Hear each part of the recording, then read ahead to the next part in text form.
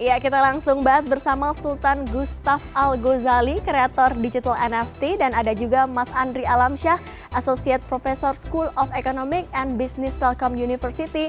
Halo, selamat malam Mas Ghazali, Mas Andri. Selamat malam. Iya, Mas Ghazali, saya boleh panggil siapa nih? Mas Ghazali, Mas Sultan atau siapa? Ghazali aja. Oke, Mas Ghazali, boleh diceritakan nggak kepada kami sejak kapan sih Mas Ghazali ini memahami soal investasi blockchain NFT ini? Di mana belajarnya? Itu dari dulu sih, sempat kenal kripto, makanya saya tertarik buat mempelajari kripto lebih dalam lagi gitu. Dari mana saja tuh informasinya? Apakah semua dari internet atau mungkin ada teman yang bercerita kemudian Mas Ghazali merasa tertarik begitu? Saya tertarik dari karya 3D,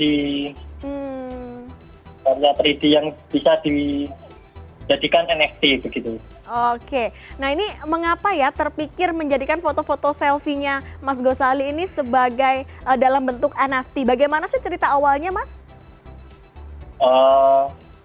Kan saya melihat pasar di NFT itu isinya karya 3D, karya 2D, karya ilustrasi, ya bagus-bagus lah pokoknya.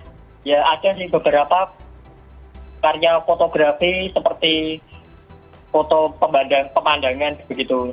Ya saya mencoba eksperimen di pasar baru sih, kayak ada nggak sih kayak yang upload tapi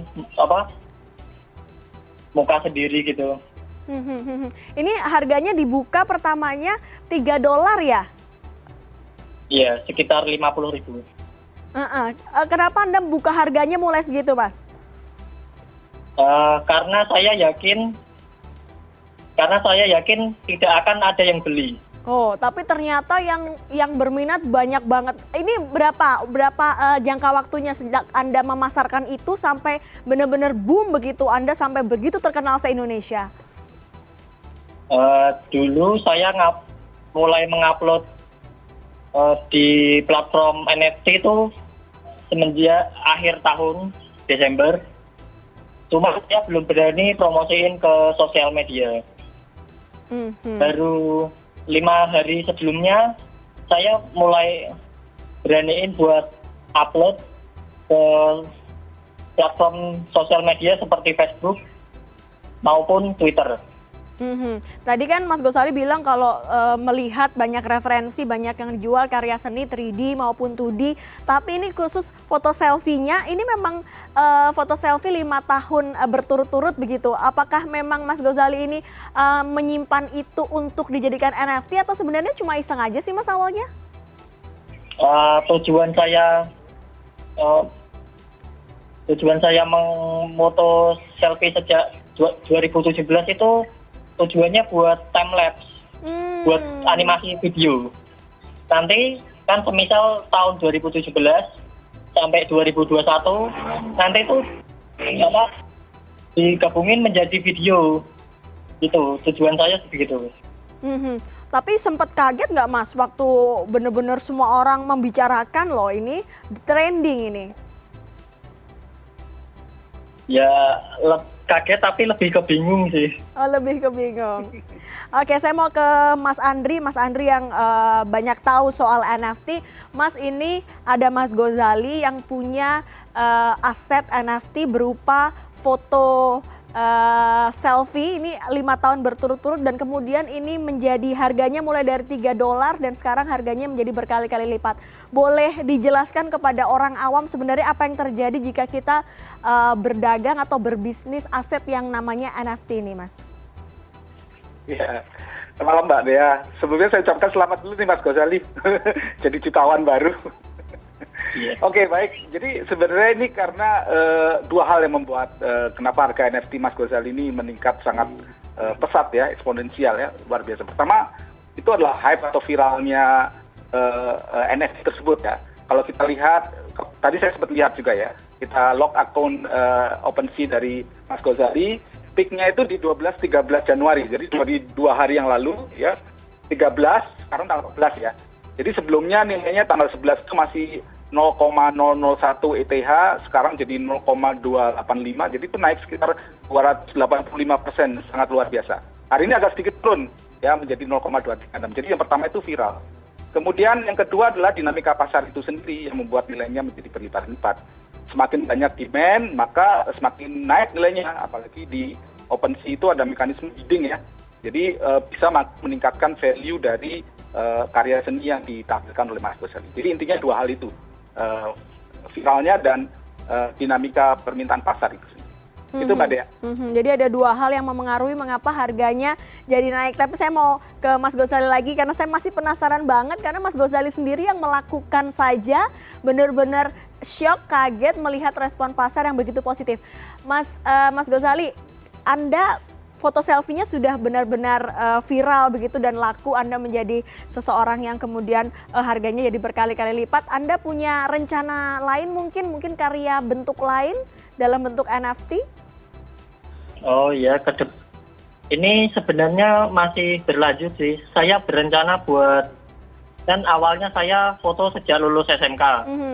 Ya, saya pengen mengakhiri dengan lulus kuliah dengan berfoto menggunakan toga. Jadi ada story-nya di balik itu, seperti awalnya sampai akhirnya gitu.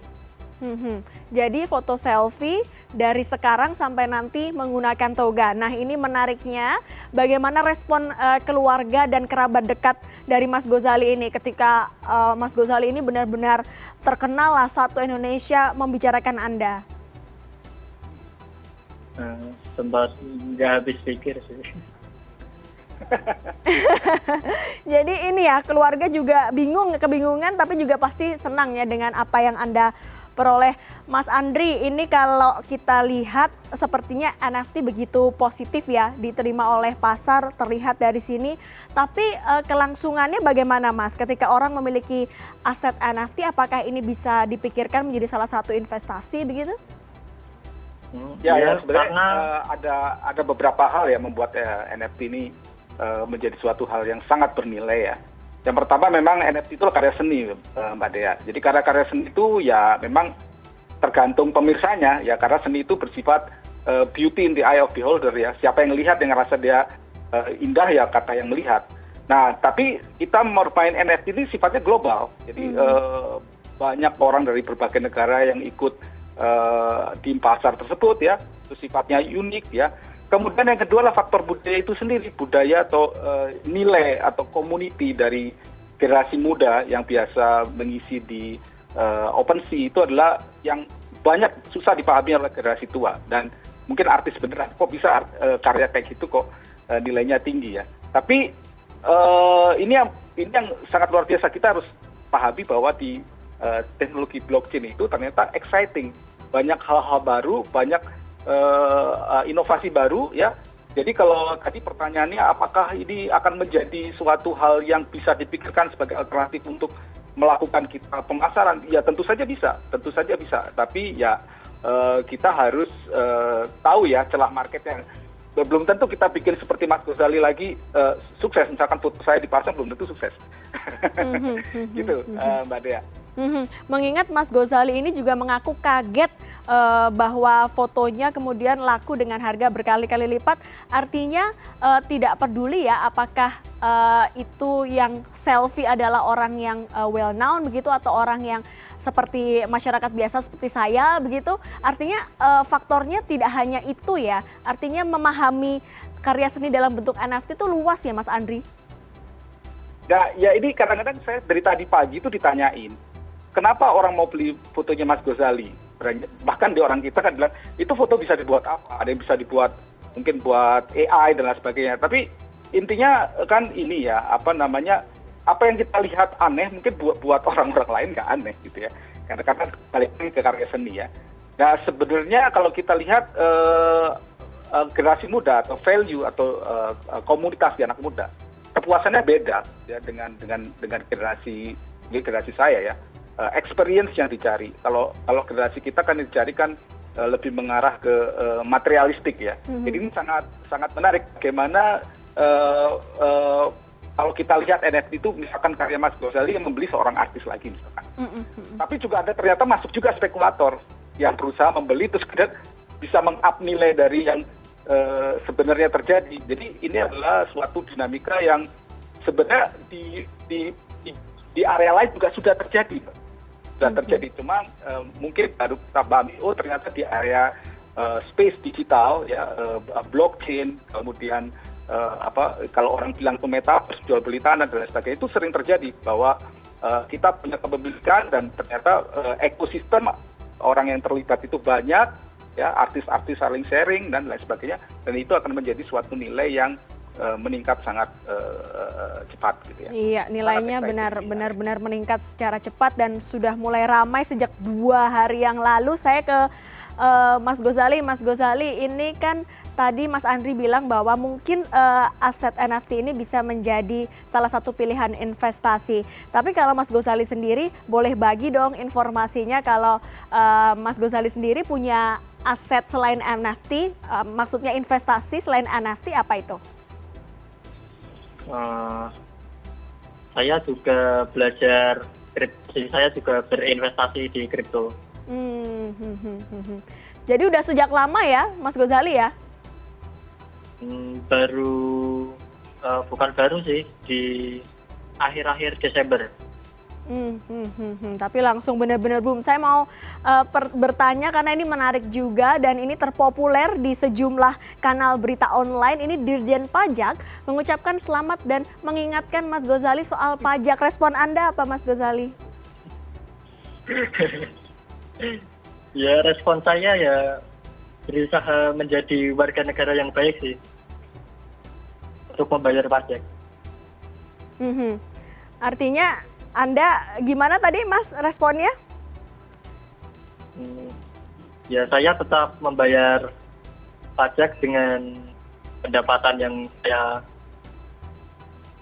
yang didapatkan ya. Ya.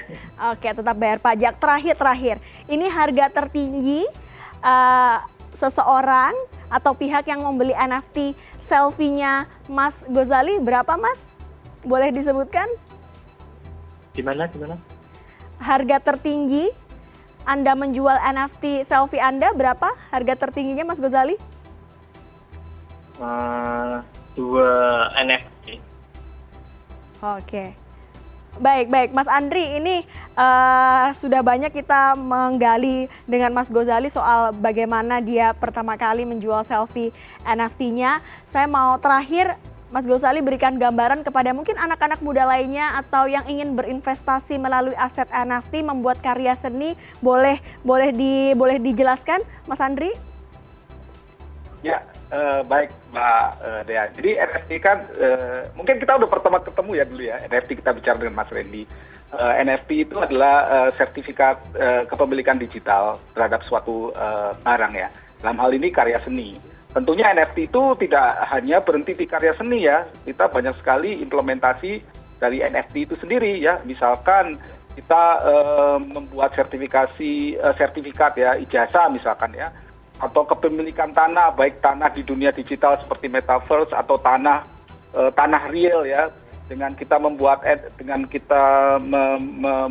memberikan dalam bentuk NFT, artinya itu tidak bisa dipalsukan ya, karena tertulis di blockchain ya, jadi lebih aman, lebih robust dan lebih aman juga buat pemilik aset ya, walaupun tentu saja ada bisa cara, tapi kesempatan untuk melakukan merubah atau mengambil alih itu akan sangat sulit dilakukan ya. Kepemilikan kendaraan juga bisa. Jadi NFT itu adalah suatu teknologi yang sebagai representasi kepemilikan aset.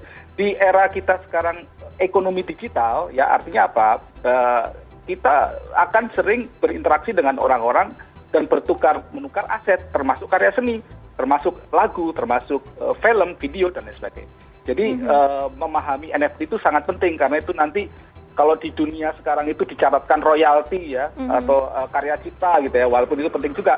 Tapi di dunia digital kita bisa representasikan sebagai NFT karena itu bersifat global ya, semua orang tahu bahwa itu adalah kepemilikan saya. Dan terus-menerus ada gitu. Gitu ya, Mbak Jadi Dea, ya. misalnya nilai NFT-nya ini bisa mencapai miliaran itu tidak bisa ditukar dengan rupiah ya? Atau bagaimana Mas Andri orang awam memahaminya? Oh itu bisa. Oh bisa ya? Oke. Karena ada nilainya. Itu kalau misalkan Mas Ghazali nanti membayar pajak, berarti Mas Ghazali harus menguangkan dulu. Nggak bisa pajak nanti bayar pakai uang kripto ya. Jadi harus diuangkan dulu menjadi USD atau menjadi rupiah, baru nanti dibayarkan sejumlah nilai yang diberikan oleh pajak ya. Jadi artinya gini, mungkin akan jadi berasa, loh kok saya jadi repot harus ada proses menguangkan dulu ya, tapi memang gitu. Jadi kepemilikan itu biasanya dilambangkan dengan satuannya Ethereum ya. Kan kalau Mas Ghazali jual 40.000 itu 30.000 sekitar 0,001 Ethereum gitu ya. Nah Ethereum itu nanti ditransfer atau dikonvert ke mata uang dunia nyata. Jadi bukan hanya mata uang abal-abalan itu Mbak ya, bisa diuangkan.